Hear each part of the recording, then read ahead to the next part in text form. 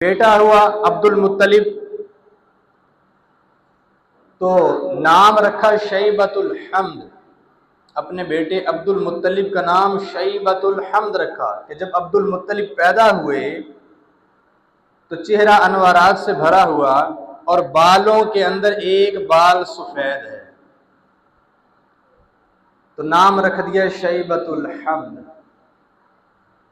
अब्दुल मुत्तलिब नाम कैसे पड़ा कि हाशिम का इंतकाल हो गया, शाम गए हुए थे, रास्ते में इंतकाल हुआ, गज़ा के अंदर मदफून हुए और अब्दुल मुत्तलिब अपने ननिहाल बनी नज्जार में मदीना मुनव्वरा में आ गए।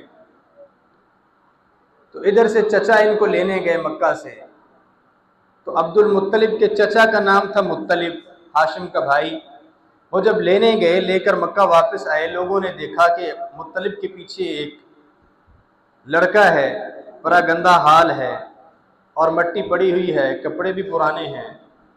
तो पूछा कि ये कौन है, तो उन्होंने शर्म की वजह से कि लोग ये ना कहें भतीजे का क्या हाल बना रखा है, कहा मेरा गुलाम है। फिर जब घर ले गए, नहलाया धुलाया, साफ सुथरे कपड़े पहनाए, फिर लोगों को बताया कि ये मेरा भतीजा है, तो वहीं से नाम पड़ गया अब्दुल मुत्तलिब।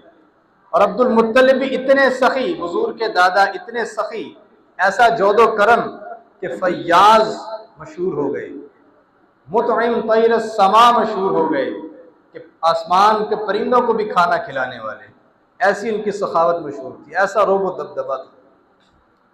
फिर अल्लाह ने बेटे अता फरमाए, तकरीबन 10 बेटे अता फरमाए।